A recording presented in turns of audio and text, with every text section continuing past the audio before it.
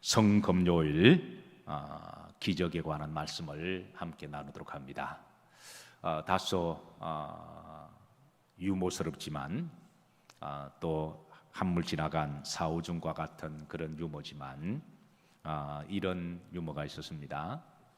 한 젊은 사람이 삶이 무엇인가 진지하게 고민하다가 포장마차에서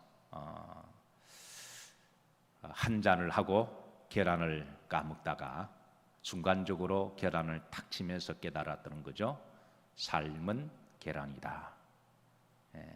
다소 설렁한 사오줌 같은 유머지만 아마 시사하는 바가 많은 사람들이 삶이 무엇인가 진지하게 고민을 하다가 그런데 의외로 엉뚱한 대답을 찾은 거죠. 삶은 계란이다. 계란 먹다가 삶은 계란이다. 이 말은 유머기는 하지만 의외로 많은 사람들이 삶에 대한 대답을 찾지 못한다고 하는 그런 이제 풍자이기도 합니다. 그런데 저는 이제 한 시대를 목회하고 또 인생도 어느 정도 60을 바라보니까 어느 정도는 좀 살았다고 말할 수 있지 않겠습니까? 그 인생의 관조와 또 성직자로서 말씀을 전하고 말씀을 연구하고 또 하나님의 마음을 끊임없이 추구하다 보니까 삶은 무엇인가 여러 가지 대답이 있겠지만 그 중에 하나는 저는 삶은 기적이라고 믿습니다. 아마 여기에 처절하게 동의하시는 분은 아마 저와 영성이 비슷한 분이라고 생각을 해요. 삶은 기적으로 충만하다. 지나고 보니까 살아온 삶이 기적이었습니다. 그리고 지금 살아가는 것도 기적의 연속임을 고백합니다. 그리고 앞으로 살아갈 날도 하나님의 기적이 없이는 우리가 살아갈 수가 없음을 고백합니다. 사랑하는 성도 여러분, 살아온 날들 과거에 하나님의 기적임을 믿으시길 바라고 그 과거가 내가 힘들었던 아니면 좋았던 어쨌든 간에 여러분 기적입니다. 하나님께 범사에 감사하는 밤이 되기를 소망합니다. 그리고 지금 우리가 이렇게 여러 가지 어려움이 있지만 그래도 예배드릴 수 있는 게 기적이 아닐까요? 교회를 대표하는 몇 분들이 모여서 예배드리는 것도 기적이고 그리고 삶의 자리에서 골방에서 영상으로 예배드리는 여러 성도님들도 기적입니다. 우리는 한순간도 하나님의 기적 없이는 살아갈 수가 없습니다. 그리고 앞으로도 우리에게 하나님의 기적이 필요합니다.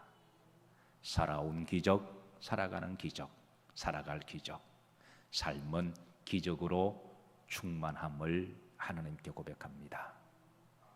삶이 기적이라고 고백할 때 우리 삶이 얼마나 귀하고 가치가 있고 복된 것일까요?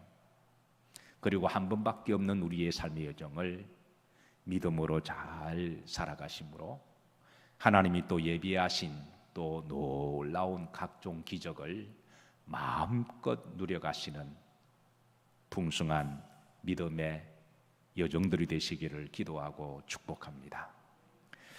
성금요일마다 기적에 관한 하나님의 말씀을 준비하고 묵상하면서 또 다른 그동안 미처 생각하지 못했던 하나님의 기적들을 발견할 때마다 하나님께 무한 감사와 영광을 올리게 됩니다. 꼭 홍해가 갈라지는 것만 기적이 아니라 우리가 숨쉬는 것도 기적이고 예배드리는 것도 기적이고 기도하는 것도 기적입니다. 자, 속죄죄사 하나님이 우리 삶을 기적과 같은 삶으로 만드시기 위해서 어떻게 예배 드릴 것인가를 가르쳐 주시는데요. 하나님께서는 예배 속에 각종 기적을 많이 감춰 두셨습니다. 그래서 우리가 하나님 앞에 예배를 잘 드리게 되면 하나님은 예배를 통해서 우리에게 더 놀라운 기적을 이루어 주실 줄로 믿습니다. 자, 속죄제사입니다. 우리가 지난번에 속죄제사의 특징 중에 하나가 부지 중에 죄를 범했을 때, 내가 모르고 죄를 지었을 때에, 그게 죄든 실수든 간에, 철이 없든 간에 우리가 잘못을 했을 때에, 그리고 모르고 있다가 스스로 깨달은 것은 참으로 좋은 일이지만 깨달지 못하고 누군가가 알려주었을 때에 그 누군가가 주의 종일 수도 있고 부모일 수도 있습니다. 그리고 신앙의 선배, 장로님, 군사님, 숙장들일 수가 있어요. 또 어떤 경우는 또 판사일 수도 있습니다. 어쨌든 모르고 살다가 어떤 계기로 말미암아 죄인 것이 깨달았을 때에 그때 하나님은 몰랐으니까 퉁치고 지나가게 하지 아니하시고 그것을 속죄 제사를 드림으로 그걸 하나님 앞에 그 죄를 이제 대속하게 하신 것이 바로 속죄 제사인 거죠. 어떻게 보면 좀 번거로울 수도 있습니다. 하나님 모르고 했으니까 좀 봐주세요. 그렇게 퉁치고 지나갈 수가 있는데 하나님은 아니다. 좀 번거롭지만 속죄 제사를 드리라고 하신 것은 자, 두 가지 이유 때문에 그렇습니다. 첫 번째, 내가 모르고 지었던 죄도 죄이기 때문에 그런 거예요. 두 번째는 속죄 제사를 드림으로 다시는 그런 반복적인 죄를 반복하지 않도록 우리들을 가이드라인으로 제시한다라는 거예요. 지혜로운 사람과 어리석은 사람은 머리가 좋고 나쁘고 가방끈이 길고 짧은가의 그런 문제가 아니라 지혜로운 사람은 두 번 다시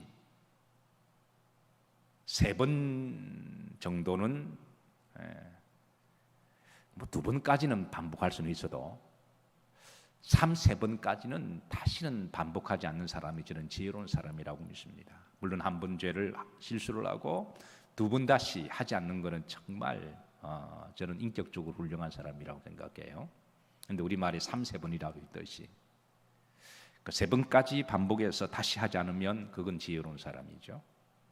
그런데 어리석은 사람은 계속 반복할 때 이제 그런 사람이 어리석은 사람이고, 성경에 보면 하나님이 앞으로 축복받을 사람과 성공할 사람들을 기준을 주셨는데 그 죄를 계속해서 반복하면 그 사람은 앞으로 절대 성공하지 못한다고 하나님 말씀하세요. 절대 하나님의 축복을 받지 못한다. 그런데 누구나 다 죄를 짓고 실수를 하지만 그 지었던 죄에 대해 하나님 앞에 처절하게 회개하고 다시는 그 죄를 짓지 않으려고 몸부림치고 애를 쓰면 하나님 앞으로 그 사람은 축복받을 사람이고 성공할 사람이다. 실제로 성공한 사람들을 보면 성공한 사람도 과거에 수없는 실수와 잘못을 했지요.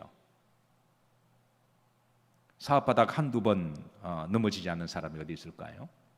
그런데 성공한 사람들은 과거에 넘어지고 잘못했을 때에 그것을 레슨을 삼아서 다시는 그런 일을 반복하지 않을 때 그 사람은 반드시 성공합니다. 그런데 왜 실패한지도 모르고 계속 고집만 부리고 남탓만 하다가 그렇게 원망하고 불평하다가 계속 그러면 그 사람은 한평생 그 프레임만이 갇혀서 그 사람에게는 발전성이 없는 거죠. 그런 사람은 절대 성공하지 못합니다. 그래서 하나님은 하나님의 백성들이 다 지혜롭고 축복받기를 원하시고 성공하시기를 원하십니다. 그래서 부지종에 우리가 실수하고 잘못했다고 할지라도 그거를 깨닫게 되었을 때에 하나님 앞에 속죄 제사를 진지하게 드리고 다시는 그런 일이 반복되지 않도록 그렇게 하신 것은 우리를 축복하시기 위함이라는 거예요. 이게 바로 이제 속죄 제사가 드리는 첫 번째 이제 하나님의 영적 레슨이라고 말할 수가 있습니다. 두 번째 특징은 이 공동체를 위한 속죄 제사를 드리게 하셨어요. 이것도 좀 독특한 건데요. 14절 보면 자, 그 범한 죄를 깨달으면 누구는 회중원 공동체를 이야기해요. 이건 다른 어떤 나라에도 없는 이 독특한 이 종교적인 제사 방식인데요. 자, 이 공동체가 죄를 지었을 때에 그 공동체가 죄를 지으면 그 공동체에 속해 있는 개인도 본의 아니게 그 파이 속에 들어가서 죄를 지을 수가 있습니다. 또 이거는 역으로 마찬가지입니다. 한 사람의 죄로 말미암아 공동체 전체가 누룩처럼 오염이 되고 잘못이 될 수가 있다는 거예요.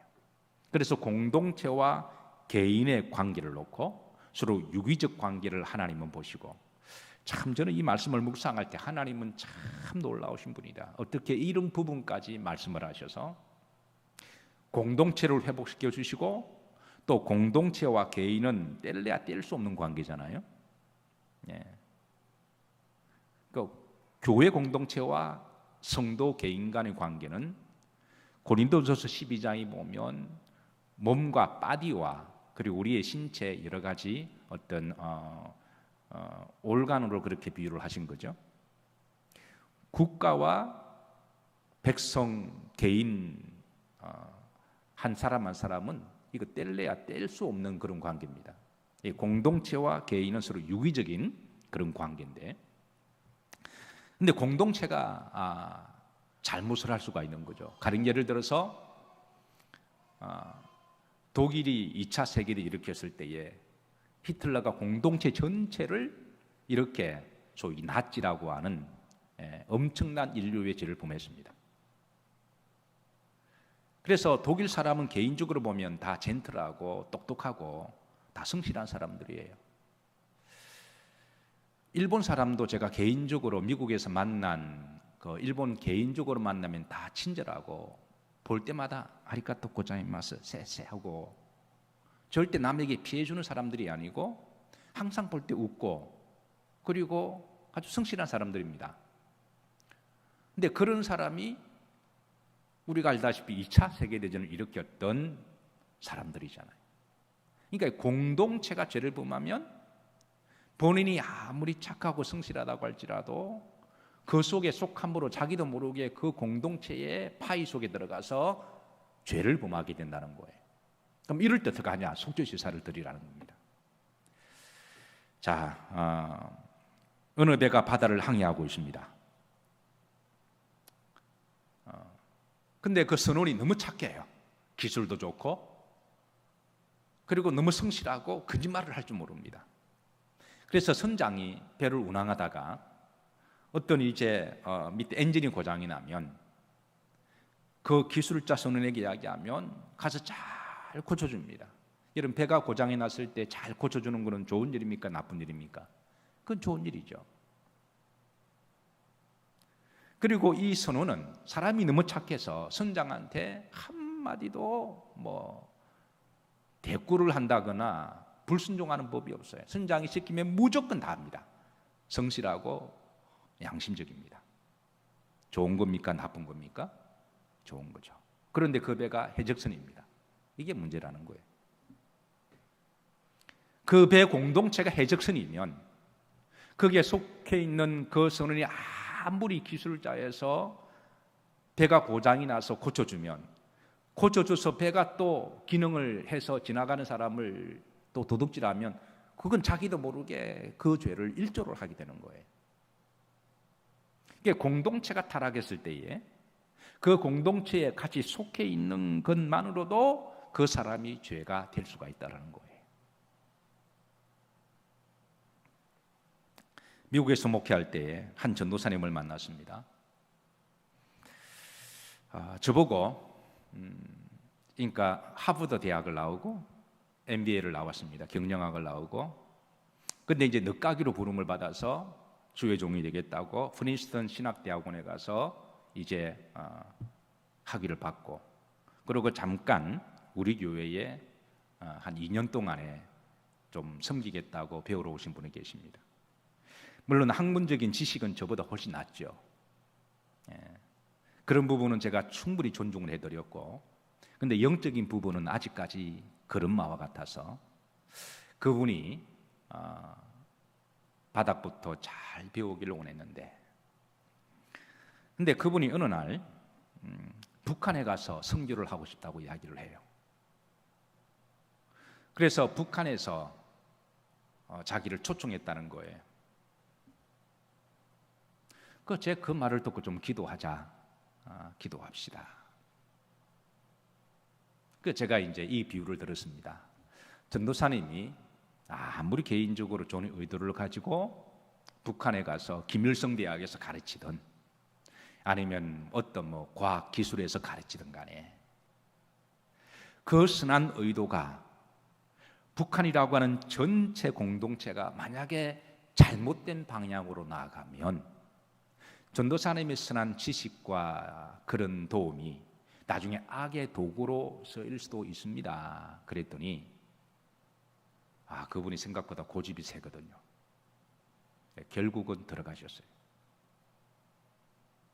제가 너무 마음이 아파서 선교할 곳은 많고 하나님은 때가 돼서야 그 나라에 선교문을 열어주실 텐데 왜 아직 때가 안 돼도 억지로 들어가서 본의 아니게 그렇게 하시려고 그러냐 그랬더니 사람은 참 좋으신 분인데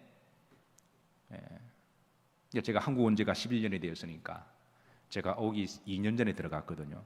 그러니까 지금도 북한에 있다 그래요. 참 제가 그분을 생각할 때마다 가슴이 너무 안타까워요. 어쨌든 공동체 전체가 죄를 범할 수가 있습니다. 그런데 본의 아니게 거기에 있다 보니까 죄를 범한 한 파이가 되는 거죠. 그럼 이럴 때 어떻게 하냐? 하나님은 속죄 제사를 드리라는 거예요. 자, 이건 역으로도 마찬가지입니다. 한 사람의 죄가, 한 사람의 잘못이, 한 사람의 누룩이 공동체 전체에 오염을 시키고 죄를 범하게 할 수 있다는 거예요. 그러니까 히틀러 한 사람이 독일 전체 공동체를 그렇게 낫지로 몰아가듯이, 김일성 한 사람이 북한을 공산주의로 만들어가듯이, 여호수아서 7장 1절에 보면 여러분 잘 아는 아간의 문제가 나옵니다. 여리고 도성을 정복하게 되면 거기에 있는 물건을 하나도 개인적으로 탐욕을 하지 말고 하나님께 온전히 바치라. 그런데 아간이 나중에 욕심이 나서 개인적으로 설득해버립니다. 그래서 이 문제를 가지고 어떻게 보면 개인이 저지른 죄잖아요. 그런데 이 문제를 가지고 나중에 아이성을 정복할 때 처절하게 패배하게 됩니다. 그래서 여호수아가 이걸 처음에 이해를 못합니다. 그 강력한 여리고 도성도 물리쳤는데 아이성은 아이처럼 우습게 생각하고 그냥 가서 정복할 줄 알았는데 처절하게 패합니다. 그래서 나중에 이 문제를 하나님 앞에 씨름하고 싸우면서 얻은 대답은 바로 아간 한 사람으로 말미암아 공동체 전체가 죄를 범한 것으로 알고 하나님께서 공동체 전체를 위한 제사를 드리겠는데 그게 바로 속죄 제사입니다. 그러니까 이 원리는 공동체와 개인은 유기적 관계가 있어서, 가족에서 가족 공동체 안에서 가족 일원이 한 사람이 죄를 지으면 가족 전체가 이 문제를 가지고 하나님 앞에 속죄 제사를 드리고 가족 한 사람한테 너만 죽어라 그렇게 할 수는 없잖아요. 가족 중에 누가 자식이 잘못하고 실수를 하고 죄를 범하면 부모가 같이 공동체의 죄의식을 느끼면서 그 문제를 해결하거나 그 문제를 풀어주어서 그 자식을 살리는 게 부모의 그게 신앙이고 인격이고 사명이듯이, 자식 보고 너 혼자 갖다 죽어라 이렇게 하면 그거 안 되는 거잖아요. 그러니까 가족 공동체 안에서도 가족 식구들과 가족 개인 간의 유기적 관계가 있듯이 그런 교회도 마찬가지고 국가와 백성들도 마찬가지라는 거예요. 이런 점에 있어서 하나님께서는 우리가 기도할 때마다 하늘의 뜻이 이 땅에 이루어지기를 기도하라고 말씀하는 거예요. 그래서 국가가 잘못했을 때에 국가를 무조건 비난하고 원망하는 게 아니라 우리 그리스도인들은 우리가 마치 중보기도 할 대속의 제물이 되어서 국가를 위해서 우리가 속죄 제물이 되어서 기도를 해야 된다는 거예요.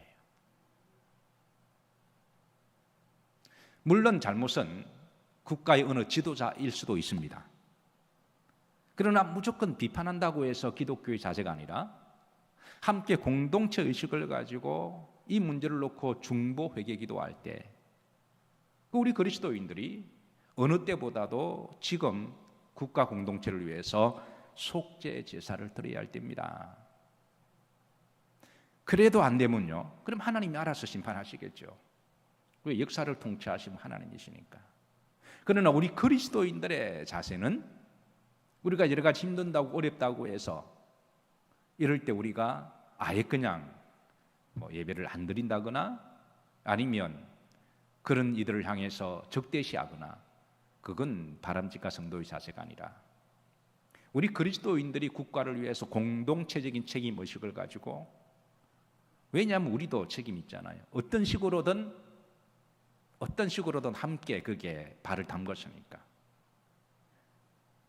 내가 원하든 원치 않든 내가 투표할 때 내 표를 찍어주어서 결국 그런 사람이 지도자가 되었으니까, 어떤 식으로든 우리도 책임이 있으니까 같은 공동체식을 가지고 속죄 제사를 드려야 합니다. 독일의 총리들은요, 총리가 되면 제일 먼저 하는 일이 아우슈비츠에 가서 무릎 꿇고 사죄하는 일입니다. 본인이 태어나지도 않았는데 총리가 그렇게 하는 것은 한때 독일의 공동체가 엄청난 죄를 지었기 때문에 그거는 하나님 앞에 공동체의 속죄 제사를 드리는 거예요.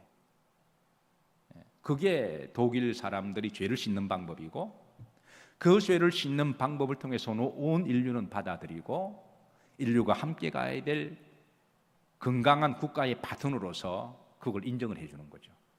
그리고 그렇게 함으로 독일은 앞으로 다시는 그런 일을 하지 않겠다고 하는 그런 죄에 대한 자백이기도 합니다.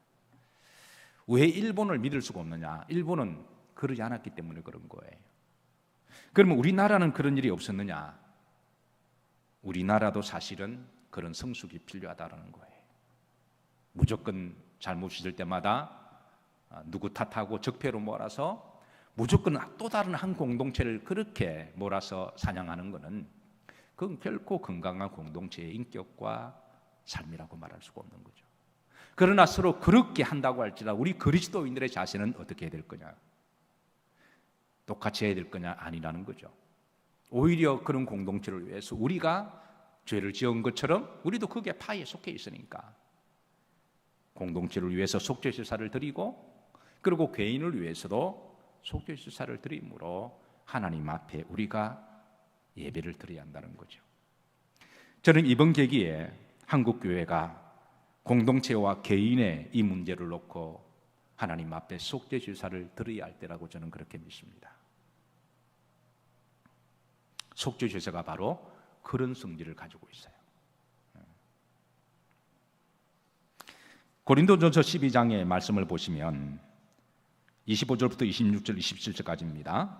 우리 몸 전체를 그리스도의 유기체로 비유하시고, 그리고 이제 모든 손가락, 발가락 이런 부분들을 성도로 비유하면서 서로 공동체와 개인의 유기적 관계를 그렇게 말씀하시고, 그래서 건강한 몸은 우리가 이런 서로 건강할 때에 만들어감을 그렇게 알려주고 있습니다. 오늘 이 밤에 특별히 여러분 기도하실 때에 공동체와 개인의 속죄 제사를 우리 각자 그렇게 기도하는 밤이 되었으면 좋겠습니다. 아마 당분간은 우리가 그런 기도를 계속해서 드려야 할 것 같아요. 자, 마지막 한 번 더 우리가 속죄 제사의 성질을 조금 우리가 말씀을 보도록 합니다. 레위기 5장 1절인데요. 자, 속죄 제사의 이 대상의 종류는요. 자, 5장 1절에 보면 만일 누구든지 저주하는 소리를 듣고서도 무엇이 되어 정인이 되어 그랬습니다. 정인. 두 번째는 그가 본 것이나 알고 있는 것을 뭐하지 아니하면, 알리지 아니하면, 이게 이제 묵비권이나 침묵하는 죄를 이야기를 하는 거죠. 자기의 죄를 져야 할 것이요, 이럴 때 속죄 제사를 드려야 됩니다. 자, 두 가지인데요. 첫 번째는 잘못된 정인에 대한 속죄 제사입니다. 지금도 그렇습니다만은 사람이 살아가는 삶에는 크고 작은 분쟁이 있고, 때로는 재판이 있고, 재판할 때 정인을 써야 될 때가 있습니다. 이때 진실과 거짓을 규명하기 위해서는 꼭 필요한 정인이 요청되어지는데요. 그래서 우리가 가끔 운전하다 보면 목격자를 찾습니다라고 배너가 많이 붙여 있잖아요. 꼭 법정에서 정인을 쓰든 아니면 사람과 사람 사이에서 정인을 쓰든 간에, 그래서 정인을 쓸 때는 정말 자기가 본대로 정직하게 양심에 부끄럽지 않게 그렇게 정인을 써야 할 때는 정인을 써줘야 진실과 거짓이 가려지고, 또 억울하게 피눈물 당해서 감옥에 갈 사람도 가지 않고, 또 이 문제가 잘 정리가 되지 않겠습니까? 그런데 어떤 정인 같은 경우는 자신의 개인적인 욕심과 탐욕을 위해서 위정을 할 때가 있습니다. 재판 법정에 가면 의외로 위정이 많다고 그래요. 이런 경우 위정을 했을 때 하나님 그걸 죄로 여기고, 그 죄를 속죄할 때는 속죄의 제사로서 이 문제를 하나님 앞에 틀어버리라고 말씀하십니다. 자, 두 번째입니다. 중반절에 보시면, 자, 그가 알고 있는 것을 알리지 아니하면, 이것은 소위 이제 묵비권의 행사나 침묵하는 죄를 이야기합니다.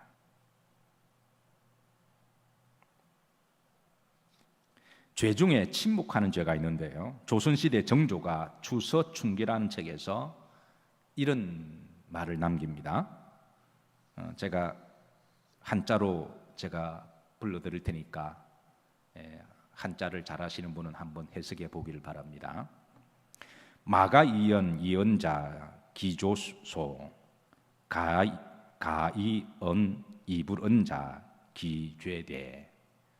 어떻게 여러분 아시겠습니까? 풀이하면 이렇습니다. 말하지 말아야 할 때에 말하는 것은 그 죄가 작지만, 말해야 할 때에 말하지 않는 것은 그 죄가 더 크다.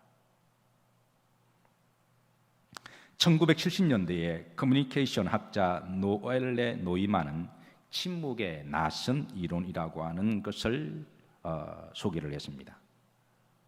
이게 뭐냐면, 사람들이 자신의 의견이 소위 지배적 여론, 그러니까 어떤 파워 있는 여론에서 그 여론이 말하는 것과 합치된다고 생각하면 적극적으로 표현한다라는 거예요.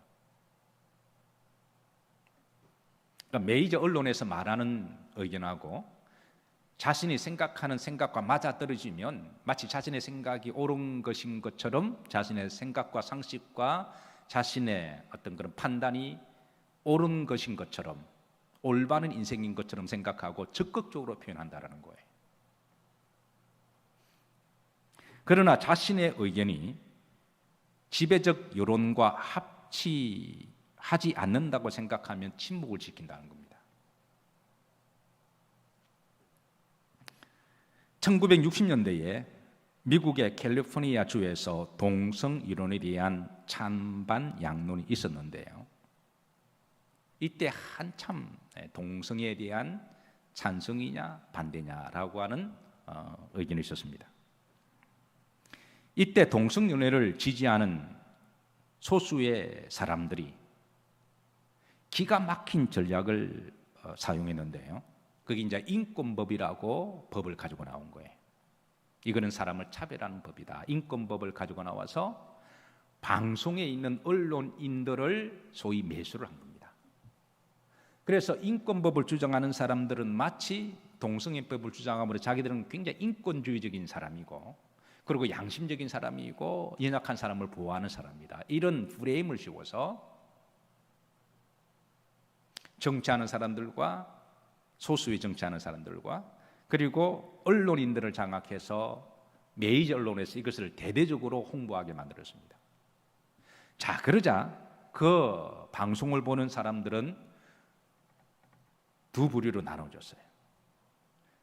1960년대만 하더라도 아직까지는 미국의 사회는 보수적인 기독교적인 파운데이션을 가지고 있어서 대부분의 사람들은 그건 말도 안 돼라고 그렇게 지나갔는데, 그런데 언론에서 그것이 인권차별법이고 약자를 보호하는 법이고, 그리고 이렇게 말하는 사람 마치 정의가 있는 사람이고 마치 긍휼이 있는 사람이라는 부분을 막 강조를 하게 되자 여기에 동조하는 소수 사람들이 자기 목소리를 크게 더 나팔을 불어서 그걸 더 홍보를 했다라는 거예요.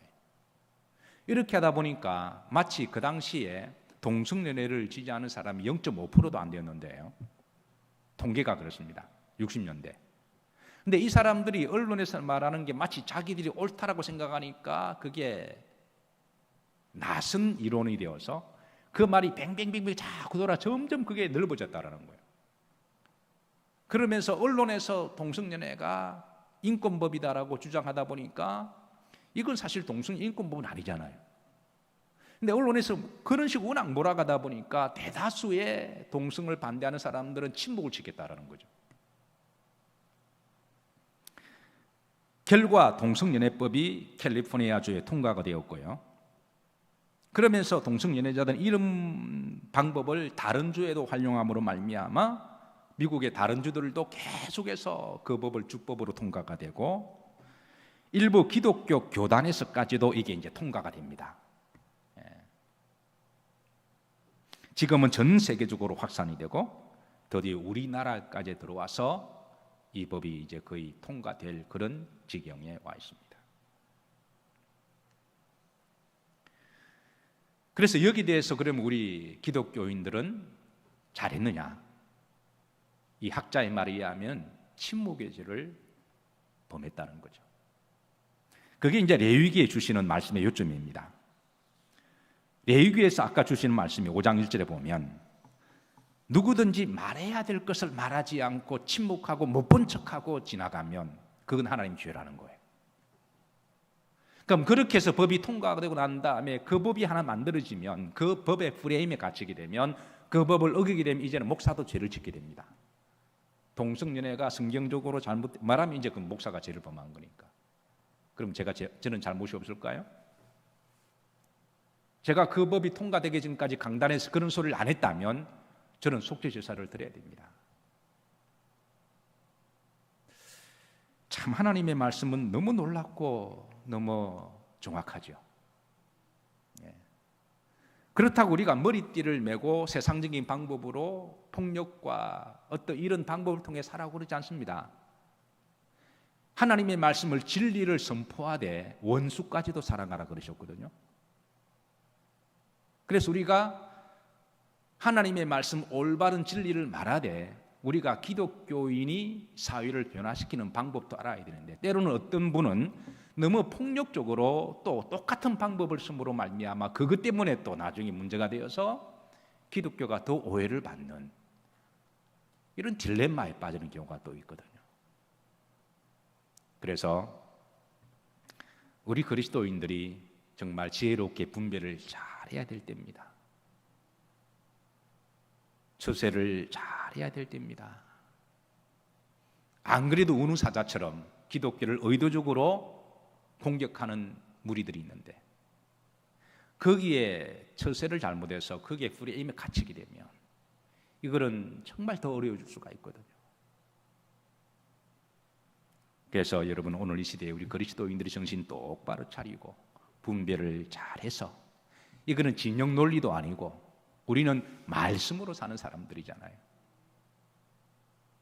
그래서 말씀으로 우리가 잘 분별하고 그리고 하나님의 뜻이 이 땅에 이루어지기를 그런 시대적 소명을 받고 우리가 사명 감당해야 될 줄로 믿으시기를 바라고 당분간은 우리 교회가 우리 그리스도인들이 공동체를 위해서 또 개인을 위해서 속죄 제사를 드려야 할 것 같습니다. 세상 사람들은 몰라도 하나님은 말씀하셨으니까 이 말씀을 아는 성도들은 우리 영일 교인들은 교회적으로도 속죄 제사를 하나님 앞에 드리고 그리고 개인적으로도 성령께서 감동 주실 때마다 속죄 제사의 예배와 기도를 드리시기를 주의 이름으로 부탁합니다.